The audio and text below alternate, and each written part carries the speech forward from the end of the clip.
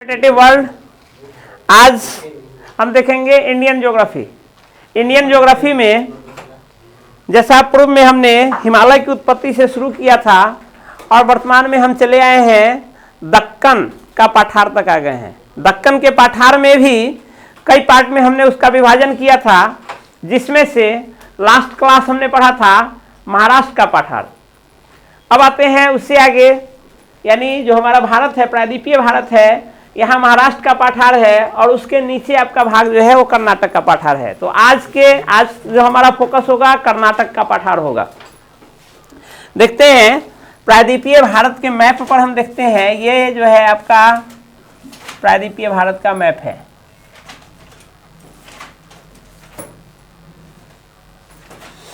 इसमें देखते हैं यहाँ पर महाराष्ट्र का मेन भाग जो था ये महाराष्ट्र का पठार कहलाता है और इस महाराष्ट्र के पठार से ही आगे यह आपका कर्नाटक का पठार है।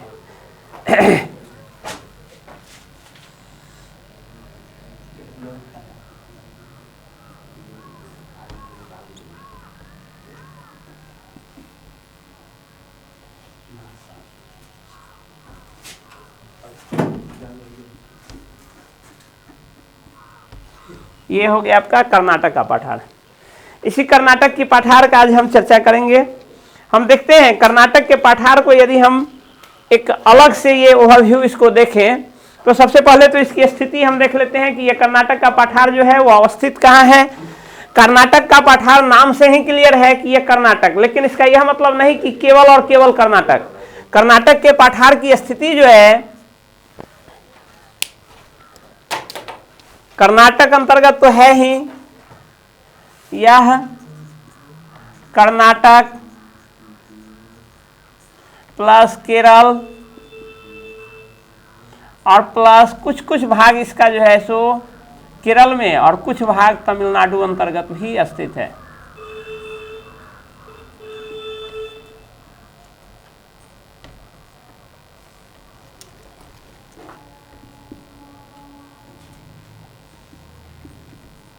लेकिन यह मुख्यतः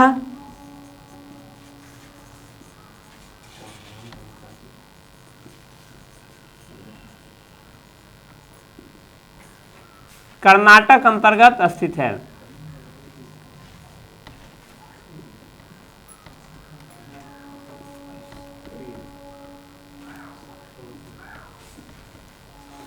यदि हम कर्नाटक के पठार को अलग से चित्रित करें तो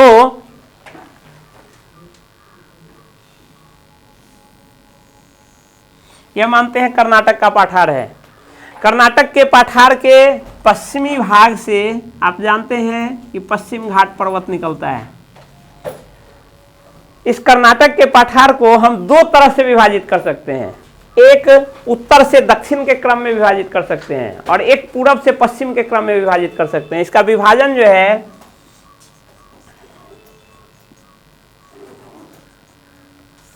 दो प्रकार से कर सकते हैं। एक तो उत्तर से दक्षिण का क्रम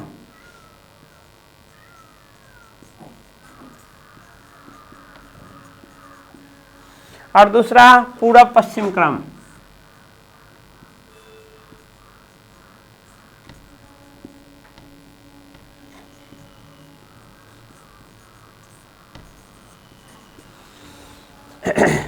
हम देखते हैं उत्तर से दक्षिण के क्रम में जब हम इसको विभाजित करते हैं तो इस प्रकार से इसका विभाजन होता है।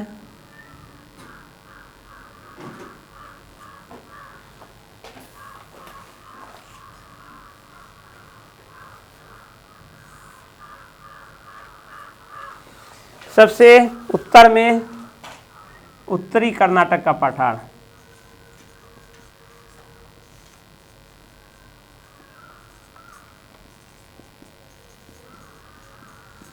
मध्य कर्नाटक का पठार,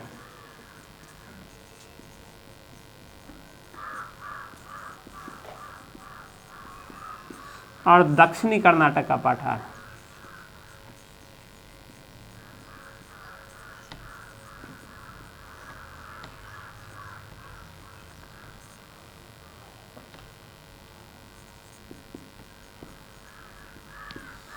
और यदि पूरब से पश्चिम में करें तो इसको दो भागों में विभाजित करते हैं, ऊंची भूमि या उच्च भूमि, जिसको मलनाड भी कहा जाता है,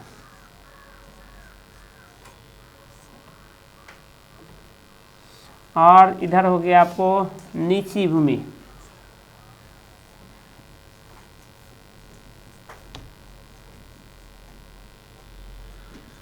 या इसको मैदान कहा जाता है।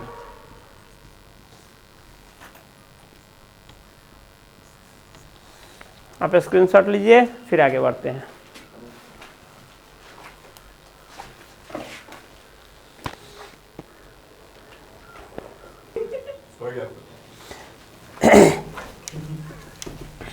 फिर से इसको खींचते हैं।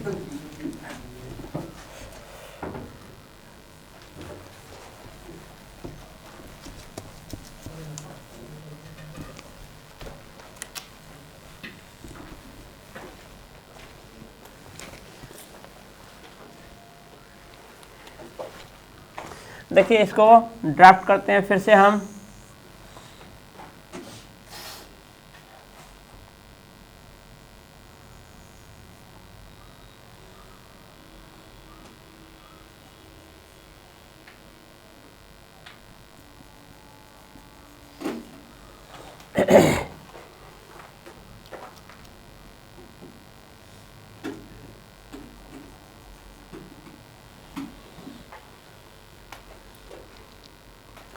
सबसे पहले तो यह कर्नाटक का पठार जो है, हम देखेंगे कि कर्नाटक के पठार जो है सो कहां से कहां तक अवस्थित है। इसकी चर्चा तो हमने कर ली है कि यह कर्नाटक मुख्यतः कर्नाटक में है, लेकिन केवल कर्नाटक में नहीं है। कर्नाटक के अलावे ये आपका कहां चला गया है, केरल में भी है और साथ ही तमिलनाडु में भी है। अब थोड़ा सा इसका हम चर्चा करते हैं कि इसके उत्तर में कौन है, दक्षिण में कौन है, पूर्व में कौन है, पश्चिम में कौन है। तो इससे पहले हमने पढ़ा था, ऐसे ये कर्नाटक का पठार जो है, ये ओवरऑल जो भारत का हमने खींचा था, ये बीच में जो है दक्कन का पठार है। ये दक्कन के पठार का ही हिस्सा है, अलग नहीं है। दक्कन का पठार जो हम पढ़ते हैं, दक्कन के पठार के अंतर्गत ये भारत का भाग जो है, इसमें यहां से लेकर के महाराष्ट्र से शुरू होकर के ये सारा पार्ट जो है दक्कन के पठार अंतर्गत पड़ता है। इसका मतलब हमने इससे पहले पढ़ा था महाराष्ट्र का पठार, उसके बाद पढ़ रहे हैं कर्नाटक का पठार, उससे आगे इधर में जाएंगे रॉयल सीमा या तमिलनाडु का पठार, सॉरी रॉयल सीमा और आंध्रा का पठार। ये सबके सब भाग जो हैं सो किसके हैं, ये सबके सब भाग आपके इसी के हैं, दक्कन ट्रैप का ही है। तो हम देखते हैं इसकी यदि चौहद्दी देखें तो ऊपर में होगा, यहां पर होगा महाराष्ट्र का पठार,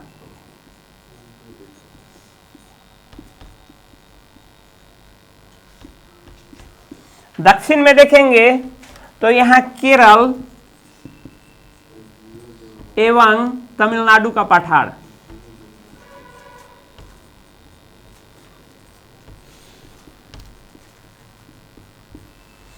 लेफ्ट में देखें तो यह जो पार्ट है यह आपका है पश्चिमी घाट पर्वत,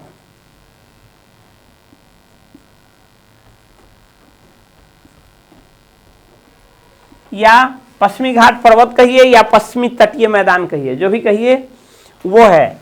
और इधर पूरब में आएंगे तो इधर है आपका तेलंगाना एवं आंध्रा का पठार।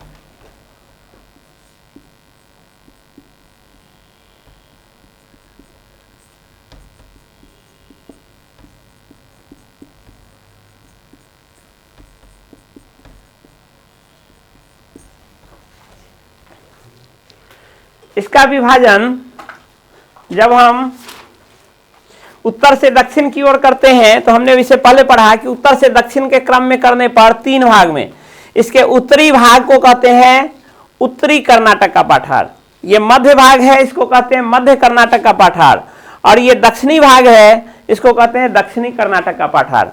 लेकिन यदि हम इसको पूर्व और पश्चिम में विभाजित करें तो ये इस तरह से विभाजित है। इस विभाजन का भी आधार है, पूरब से पश्चिम में, उत्तर से दक्षिण तो आपका प्रादेशिक विभाजन है, लेकिन उत्तर से दक्षिण में जो विभाजन, सॉरी पूरब और पश्चिम में जो विभाजन है,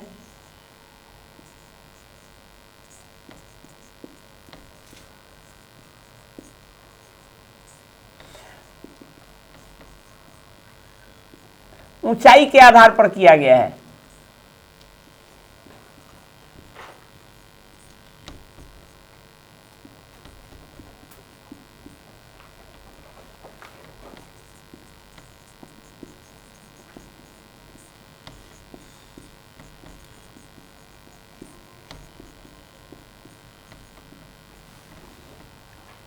यह भाग जो पश्चिमी भाग है, इसका पश्चिमी भाग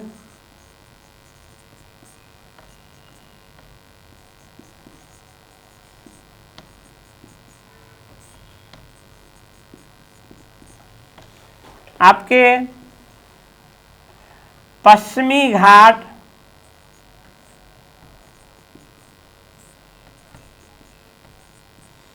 पर्वत से सटे होने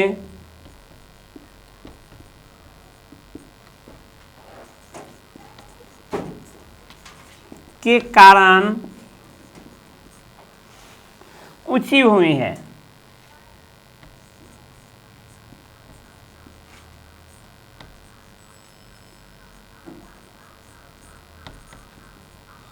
जिसे मलनाड कहा जाता है।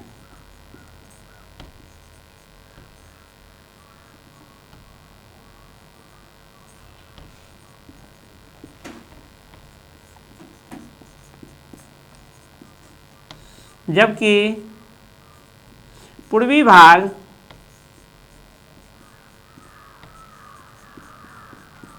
अपेक्षाकृत नीची है।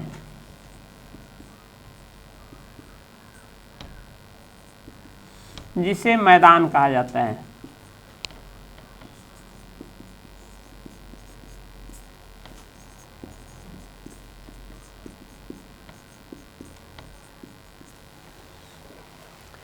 इस साइड में चूंकि ये पश्चिमी घाट पर्वत लगा हुआ है, तो पश्चिमी घाट पर्वत से सटा ही हुआ ये पार्ट है, तो हम जानते हैं कि पर्वत से सटा हुआ पार्ट क्या होगा, ऊंचा होगा। जबकि वहीं उसी का रेस्ट पार्ट इधर जो है, ये जैसे आता है ढलान की ओर इधर आ जाता है। इसमें इसकी ढाल जो है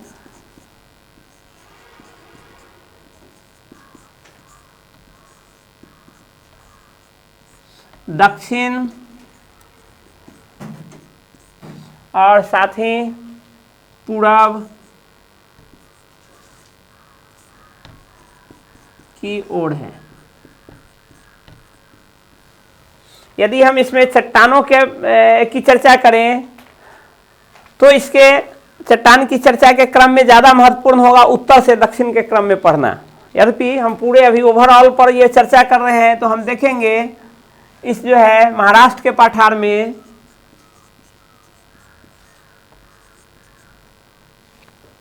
महाराष्ट्र के पठार कर रहे हैं, कर्नाटक के पठार में, महाराष्ट्र की पठार तो हो चुका है,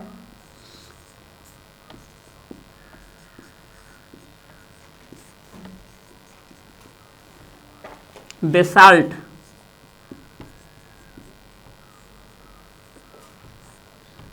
धारवाड़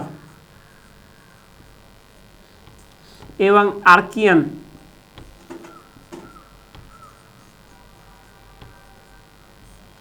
चट्टानें मिलती हैं।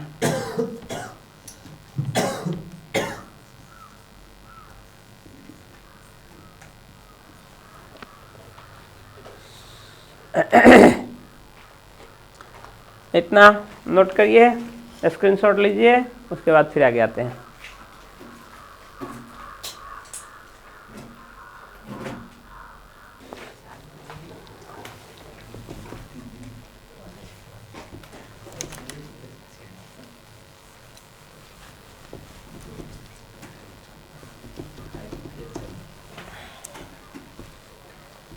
इसमें देखते हैं कि इसमें किस तरह की मिट्टी पाई जाती है तथा कैसी कृषि होती है। तो मिट्टी और कृषि पर हम आएंगे।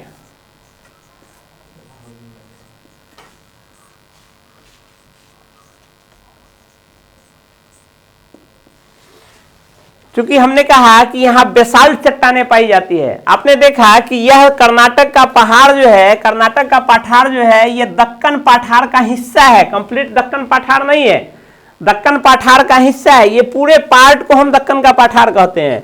तो इस दक्कन के पठार का ये हिस्सा है। और दक्कन के पठार जिस समय हम पढ़ा रहे थे, हमने चर्चा किया था कि ये ज्वालामुखीय उद्गार से बना हुआ है।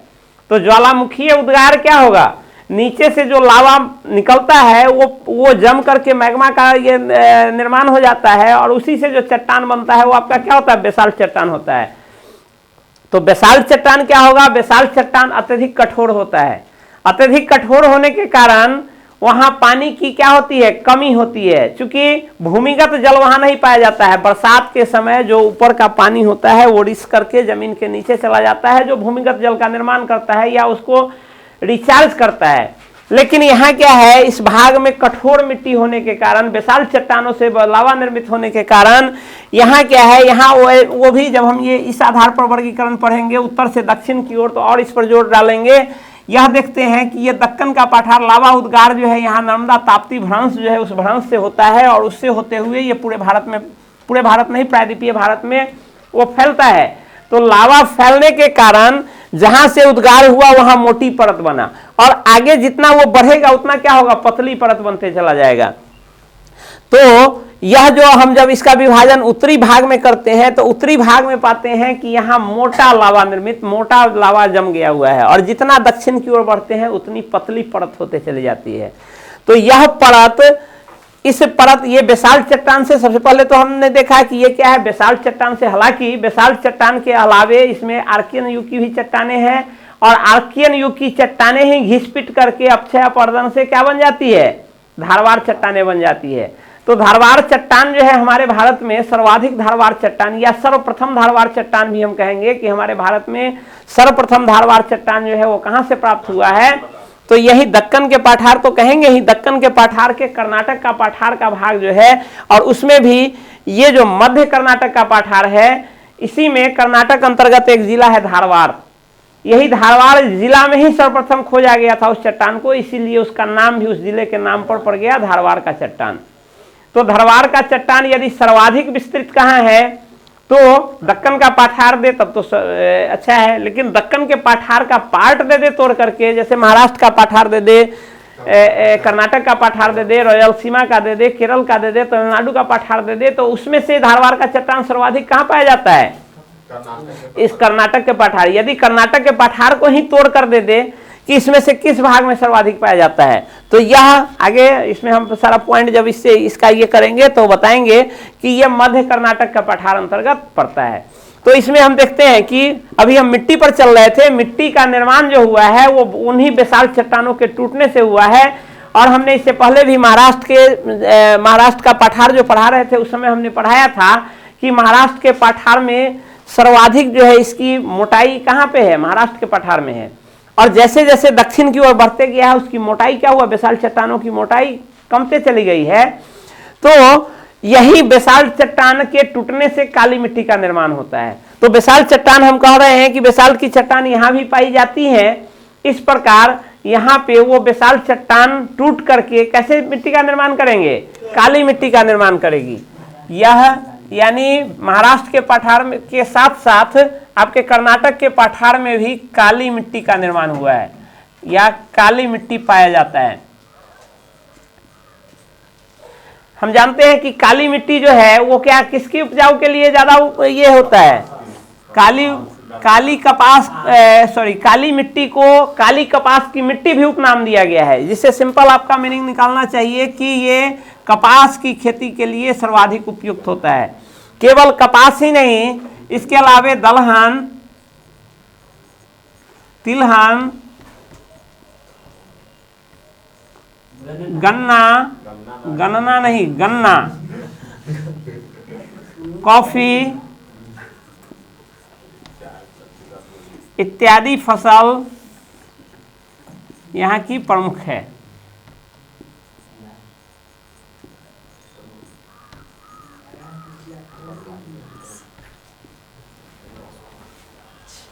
ये सब चीजें जो है सो यहाँ बहुत आयात में उपजाई जाती है।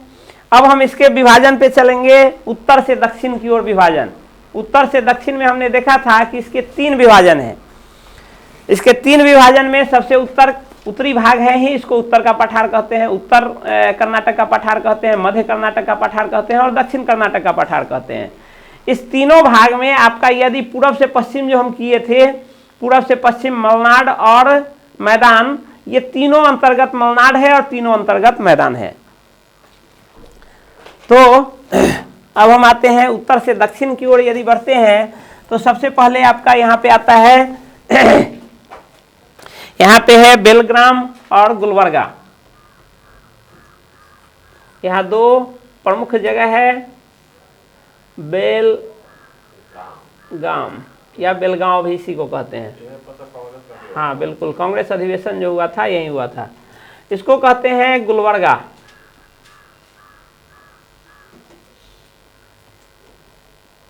या कालवर्गा भी इसको कहते हैं।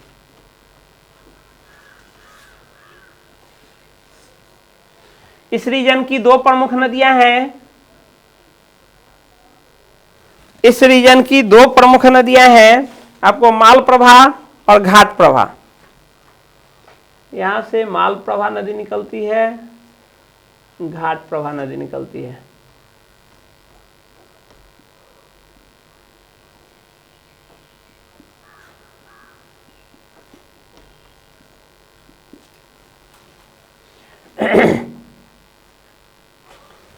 यह जो है, यदि हम उत्तर से दक्षिण इसका ये करते हैं तो अब हम पढ़ेंगे उत्तरी कर्नाटक का पठार।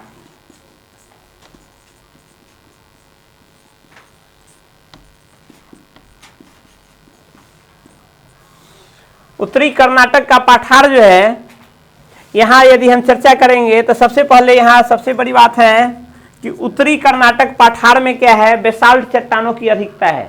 जैसे जैसे दाहिने चले जाएंगे बेसाल्ट चट्टान घटते चला जाएगा, यानी उसकी परत मोटी परत है। इसमें बेसाल्ट चट्टान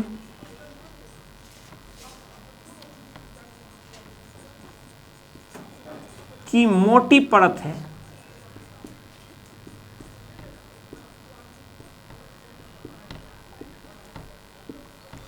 में मोटी परत होने के कारण इस भूभाग में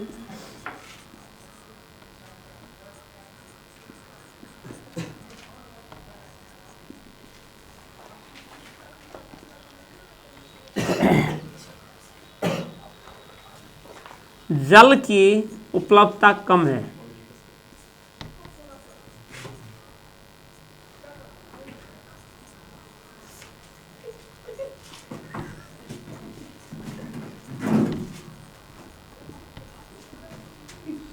जिसके कारण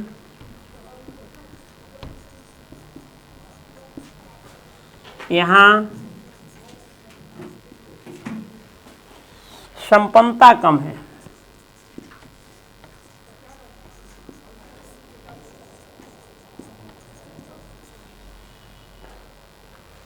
यहाँ कर दीजिए भूमिगत जल, भूभाग में भूमिगत जल, भूमिगत जल की उपलब्धता कम है, जिसके कारण यहाँ संपन्नता कम है। हम देख रहे हैं कि यहाँ जो है, यहाँ ऊंची भूभाग है। ऊंची भूभाग होने के कारण यहाँ क्या है, एक तो बेसाल्ट चट्टानों की जो परत है काफी मोटी है, जिसके कारण यहाँ की चट्टानें काफी कठोर हैं, और कठोर होने के कारण वर्षा का जल अंडरग्राउंड नहीं हो पाता है, जिसके कारण यहाँ क्या है, भूमिगत जल की उपलब्धता बहुत कम है, जिसके कारण वहाँ ज़्यादातर आबादी नहीं है, और दूसरा वन भी बहुत कम है। तो ये हो गया, इसमें 2 जगह आपका बेलगाम और गुलबर्गा, ये 2 मेन मूल जो है सो यहाँ बसा शहर है, जो आपके उत्तरी कर्नाटक अंतर्गत, उत्तरी कर्नाटक के पठार अंतर्गत स्थित है। इससे प्रवाहित होने वाली 2 प्रमुख नदियां हैं, मालप्रभा एवं घाटप्रभा, जो दोनों के दोनों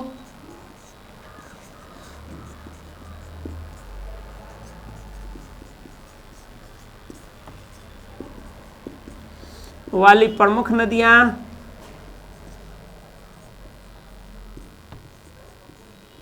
मालप्रभा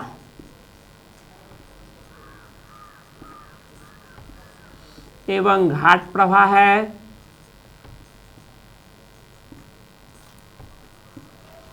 जो कृष्णा की सहायक नदी है।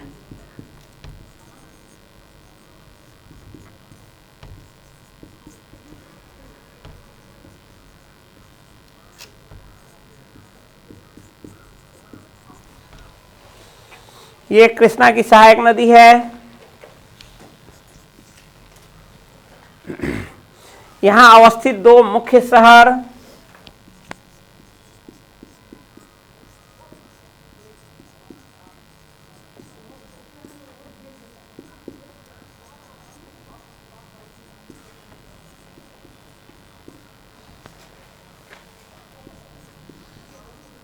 बेलगाम एवं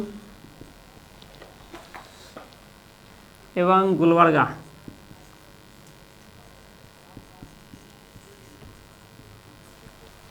है। इसमें जरा हमको बताएंगे कि बेलगाम में एक कांग्रेस अधिवेशन हुआ था, तो ये कांग्रेस अधिवेशन कब हुआ था, इस अधिवेशन की क्या विशेषता है एवं इसके अध्यक्ष कौन रहे थे। ये तीन चीज कमेंट बॉक्स में हमको कमेंट करिए, या देखें कि इससे संदर्भित इसकी क्या विशेषता है। इसका स्क्रीनशॉट लीजिए, फिर आगे बढ़ेंगे।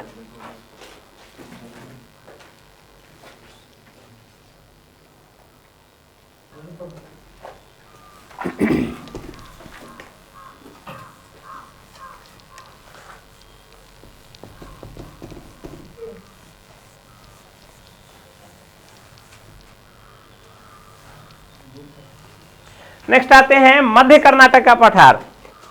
मध्य कर्नाटक का पठार में देखते हैं कि कौन कौन से इसमें प्रमुख जगह हैं। सबसे पहले ये मध्य कर्नाटक का पठार है। इसमें देखेंगे यहाँ पर एक जिला है कर्नाटक का जिसका नाम है चिकमंगलूर।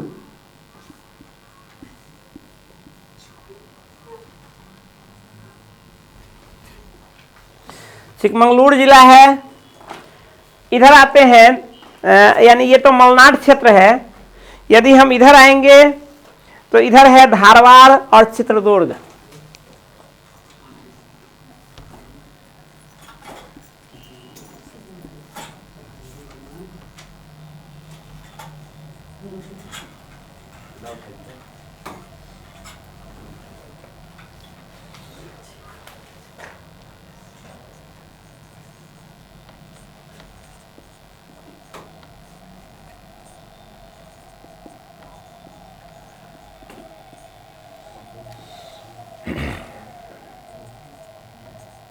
मध्य कर्नाटक के पठार अंतर्गत यदि हम सबसे पहले स्थल देखते हैं तो इसमें तीन महत्वपूर्ण स्थल है। एक तो है चिकमंगलूर, दूसरा है धारवाड़ और तीसरा है चित्रदुर्ग। ये तीन महत्वपूर्ण स्थल है, तीन महत्वपूर्ण सिटीज हैं। इस दोनों की इसकी विशेषता है चिकमंगलूर की व्यवस्था और धारवाड़ की। धारवाड़ की विशेषता हम सबसे पहले देखते हैं कि भारत में धारवाड़ चट्टान की खोज सर्वप्रथम धारवाड़ चट्टान जो है यहीं पाया गया था और इसी के नाम पर, इस जगह के नाम पर ही इस चट्टान का नाम, यानी एक जो आपका आर्कियन युग की चट्टानें जब हम पढ़ रहे थे उस समय पढ़ा था कि अंदर से निकला मैग्मा जब ठंडा होने के कारण सबसे पहले जिस चट्टान का निर्माण हुआ होगा उसको आर्कियन युग की चट्टानें कहते हैं। और उन आर्कियन युग की चट्टानें जो टूट फूट करके अक्षय पर्दन के कारण जो चट्टान बनी है उसको धारवाड़ की चट्टान कहते हैं। तो भारत में सर्वप्रथम ये धारवाड़ की चट्टानें यहीं पर पाई गई थी और इसके अलावे अन्य जगह भी है, बहुत कम मात्रा में है। मैक्सिमम पार्ट आपका कर्नाटक के और कर्नाटक के भी मध्य कर्नाटक के पठार के अंतर्गत पाया जाता है। तो ये इसकी विशेषता है। दूसरा चिकमंगलूर है। चिकमंगलूर के पास आप जानते हैं यहीं पर क्या है, चिकमंगलूर के पास ही बाबा बुदन की पहाड़ी है। पश्चिमी घाट पर्वत अंतर्गत बाबा बुदन की पहाड़ी, ये चिकमंगलूर जिला भी है। ये चिकमंगलूर जिला यानी पश्चिमी घाट अंतर्गत यहाँ पे आपको चिकमंगलूर जिला अंतर्गत ही बाबा बुदन की पहाड़ी है।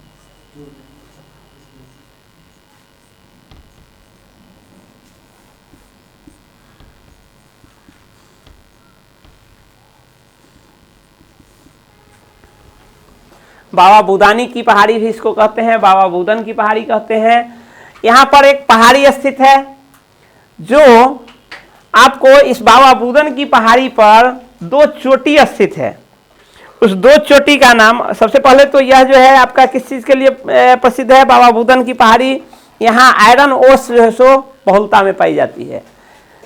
ये चिकमंगलूर जिला से ही काफी मात्रा में भारत में आयरन ओर्स निकाला जाता है, यानी यहाँ पे लौह खनिज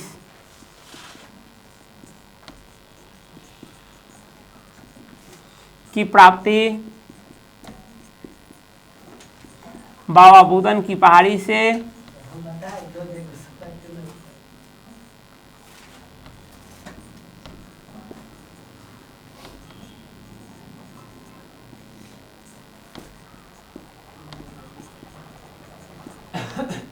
प्राप्त होता है, बहुतायात मात्रा में प्राप्त होता है भारत में। तो ये जो है आपके पूछेगा कि किस कर्नाटक के पठार के किस भाग का हिस्सा है ये बाबा बुदन की पहाड़ी, तो ये आपके मध्य कर्नाटक के पठार का हिस्सा है। इसमें आगे हम बढ़ते हैं तो इस बाबा बुदन की पहाड़ी पर दो ऊंची चोटी है, बाबा बुदन की पहाड़ी पर दो ऊंची चोटी है।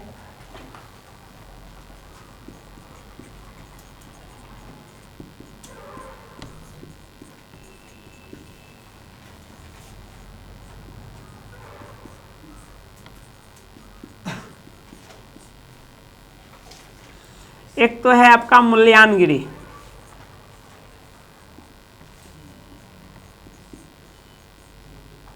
इस मुल्यानगिरी की विशेषता है, जिस समय हम पश्चिमी घाट पर्वत भी पढ़ा रहे थे उस समय भी हमने पढ़ाया था कि इस मुल्यानगिरी की विशेषता क्या है। यह मुल्यानगिरी जो है एक तो कर्नाटक के पठार का और साथ ही इस पश्चिमी घाट पर्वत का भी ये सबसे ऊंची चोटी है। इस प्रकार हम कह सकते हैं कि यह मुल्यानगिरी पश्चिमी घाट पर्वत की सबसे ऊंची चोटी है, या फिर दक्कन के पठार की सबसे ऊंची चोटी है, या फिर हम कहें कि यह मुल्यानगिरी जो है यह आपके कर्नाटक के पठार की सबसे ऊंची चोटी है, या मध्य कर्नाटक के पठार की। मध्य कर्नाटक के पठार पर स्थित है तो इस प्रकार वो कर्नाटक के पठार का भी सबसे ऊंची चोटी हो गया, दक्षिण भारत के पठारी भागों की भी सबसे ऊंची चोटी हो गया। तो इस प्रकार हम देखेंगे कि यह मुल्यानगिरी जो है कर्नाटक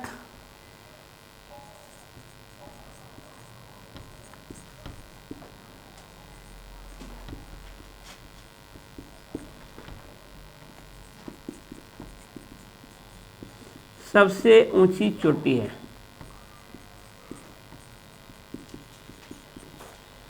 और सेकंड जो है, एक तो मुल्यानगिरी हो गया और दूसरी चोटी जो है उसको कहते हैं कुद्रेमुख। यह दो ऊंची चोटी, ये दोनों के दोनों किस पर स्थित है, बाबा बुदन की पहाड़ी पर स्थित है।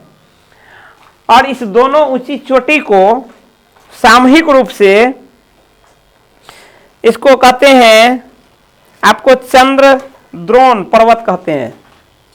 इस जो आपका ये बाबा बुदन की पहाड़ी है, यहाँ पे जो दो चोटी है, इसका दो पार्ट है, दो चोटी,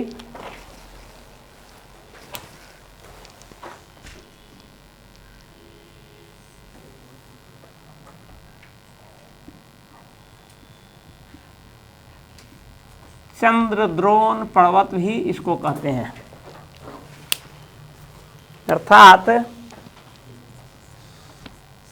बाबा बुदन की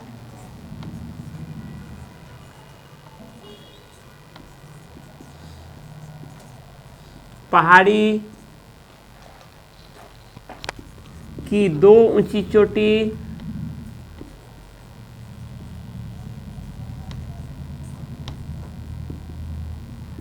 मुल्यानगिरी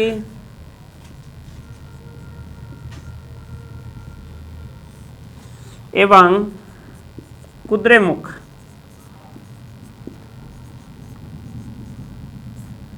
को सम्मिलित रूप से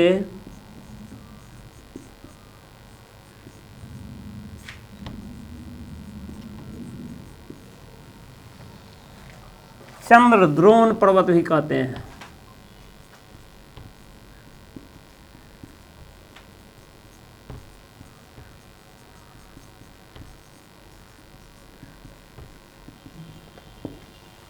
यानी चंद्रमा के आकार का, यहाँ से यहाँ जो चंद्रद्रोण पर्वत है यदि इसको अलग से लें तो ये बाबा बुदन की पहाड़ी है, हम मानते हैं। इस बाबा बुदन की पहाड़ी पर इस टाइप का आकृति है, एक मुल्यानगिरी है और दूसरा आपका कुद्रेमुख है। तो चंद्रमा के आकार की आकृति बनती है, इसलिए इसको, इस पूरे पार्ट को, पूरे बाबा बुदन की पहाड़ी नहीं, ये दो पार्ट जो बनता है इस दोनों को चंद्रद्रोण पर्वत भी कहते हैं। तो ये इंपॉर्टेंट पॉइंट है, पूछता भी है कहीं कहीं। हालांकि ये बहुत डीप क्वेश्चन है, इतना डीप नहीं जाता है, लेकिन जहां खास करके इंडियन ज्योग्राफी ये होगा वहां ये चीज सब इंपॉर्टेंट हो जाता है। तो आप ध्यान रखेंगे, पूछता है कि चंद्रद्रोण पर्वत अंतर्गत कौन दो चोटी स्थित है। तो आप याद रखेंगे मुल्यानगिरी एवं कुद्रेमुख को सम्मिलित रूप से हम चंद्रद्रोण पर्वत भी कहते हैं। स्क्रीनशॉट लीजिए, फिर आगे बढ़ते हैं।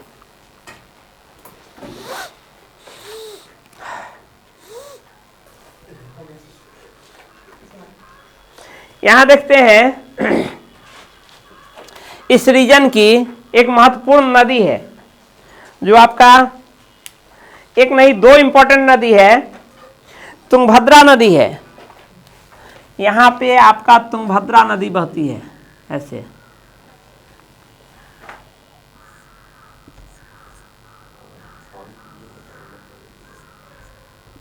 तुंगभद्रा।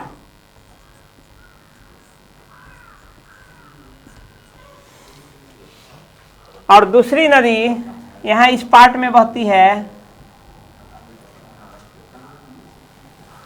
यहां शरावती नदी है।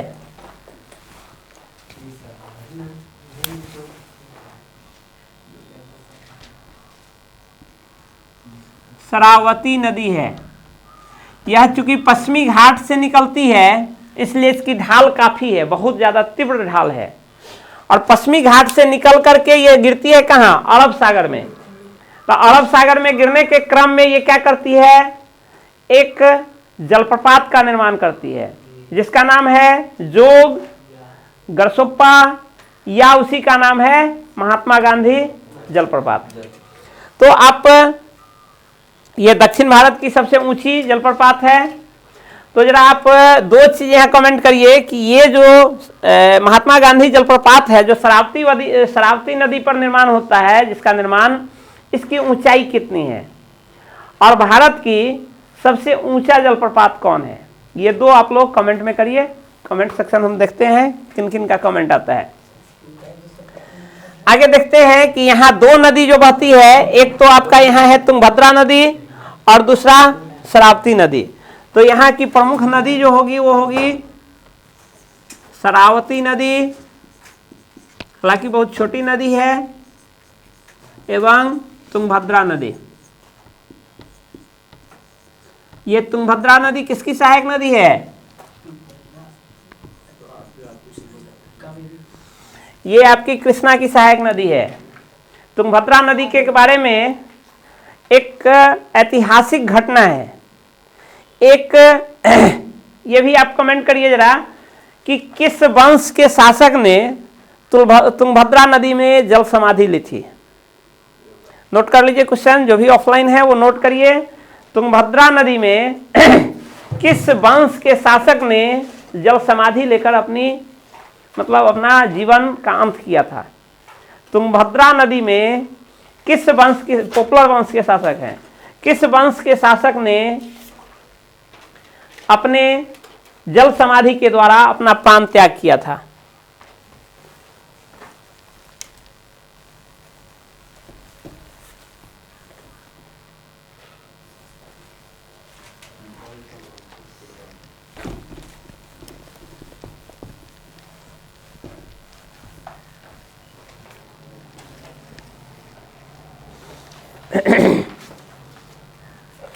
आते हैं अब हम दक्षिण कर्नाटक भाग।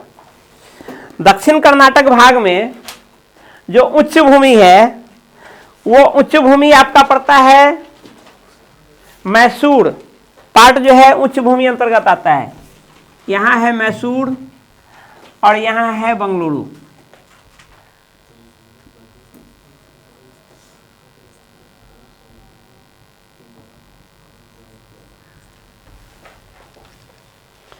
मैसूर है और बंगलुरु है। बताइए यहां पे जो है एक प्रमुख नदी निकलती है आपको कावेरी नदी, यहां से कावेरी नदी निकलती है। ताल कावेरी, पश्चिमी घाट पर्वत पर ताल कावेरी नामक एक जगह है।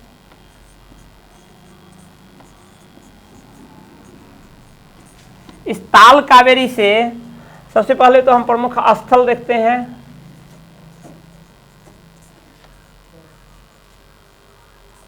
आपका मैसूर और बंगलुरु, ये जो है आपको दक्षिण कर्नाटक का हिस्सा है। दक्षिण कर्नाटक में भी यदि हम इसको मैसूर के पठार और बंगलुरु के पठार के नाम से भी जानते हैं, इसको मैसूर का पठार भी कहा जाता है। तो दक्षिण कर्नाटक में मलनाड भाग में मैसूर का पठार है और मैदान भाग में बंगलुरु का पठार है। तो ये दो प्रमुख स्थल हो गया। अब हम आते हैं यहां बहने वाली एक प्रमुख नदी जो है कावेरी नदी है। कावेरी नदी जो बहती है यहां पे है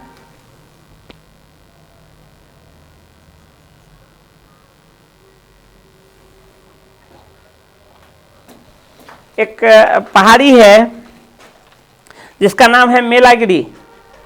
यहां पे एक मेलागिरी पहाड़ी है।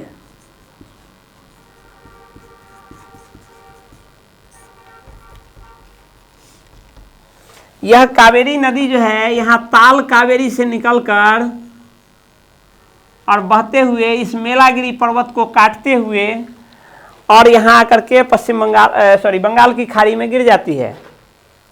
यह कावेरी नदी है।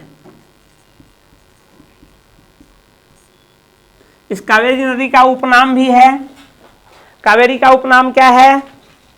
दक्षिण भारत की गंगा भी कहते हैं इसको। कावेरी नदी को दक्षिण भारत की गंगा भी कहते हैं। तो ताल कावेरी एक जगह है, ये पश्चिमी घाट पर्वत पर है। यहां से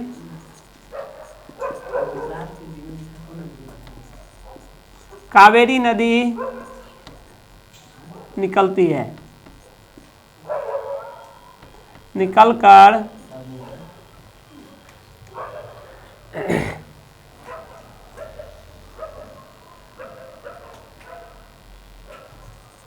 कर्नाटक के पठार से होते हुए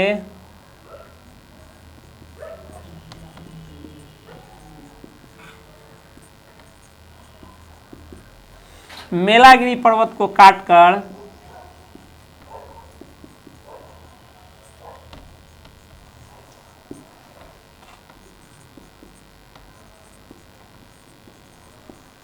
तीव्र वेग से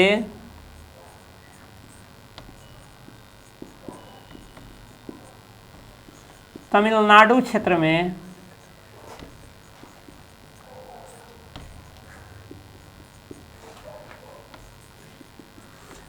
प्रवेश करती है।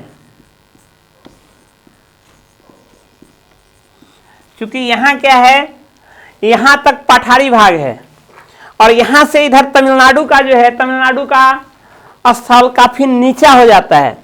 तो नीचा होने के कारण यहां इसकी वेग क्या होती है? तीव्र होती है। और तीव्र वेग के कारण यहां पर दो जलप्रपात का निर्माण होती है। वो दो जलप्रपात जो है आपका, एक तो शिव समुद्रम जलप्रपात का निर्माण करती है और दूसरा होंगे नेक्कल जलप्रपात का निर्माण करती है। यहां पर दो जलप्रपात का निर्माण होता है।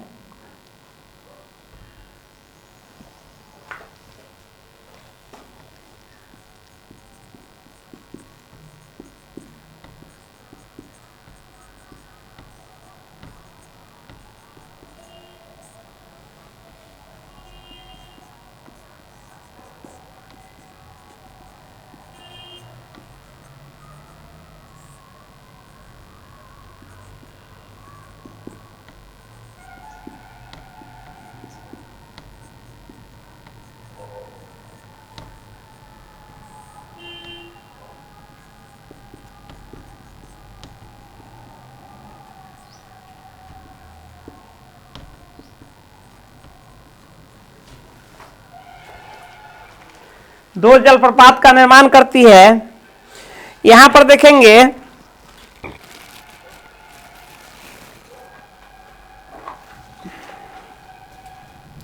यहां पे जो है ये कावेरी नदी के मुहाने पर ही कर्नाटक भाग में ही यहां सघन जंगल पाए जाते हैं। सघन जंगल जो है यह चंदन का लकड़ी यहां बहुतायत में पाया जाता है। इसी भाग में सघन चंदन वन पाया जाता है।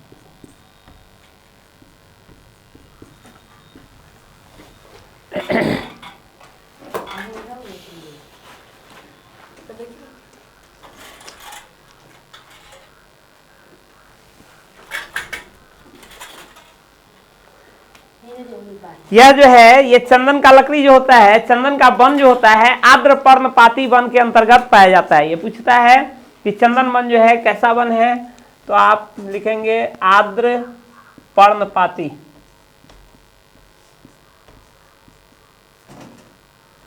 ये आर्द्र पर्णपाती वन पाया जाता है। चंदन की लकड़ी आर्द्र पर्णपाती वन अंतर्गत पाई जाती है। तो आज हमने कर्नाटक का पाठार पढ़ा, कर्नाटक के पाठार का वर्गीकरण पढ़ा, यहाँ पाई जाने वाली वनस्पतियां पढ़ा, इससे निष्कासित होने वाले या निष्कर्षण होने वाले ओर्स पढ़े। इसमें धात्विक एवं अधात्विक खनिज पाया जाता है। हमारे भारत का सर्वाधिक क्या कहते हैं आयरन ओर्स जो है सो यहीं से प्राप्त होता है। यहाँ पाई जाने वाली चट्टानें पढ़ा हमने। उसके अलावा इसके विभिन्न पार्ट से निकलने वाली नदियां पढ़ा, उसका उद्गम पढ़ा, वो किसकी सहायक नदियां हैं वो पढ़ा, इसकी विभिन्न चोटियां पढ़े, इसकी चौहद्दी पढ़ा, उत्तर दक्षिण पूर्व पश्चिम कौन सा ये पड़ता है।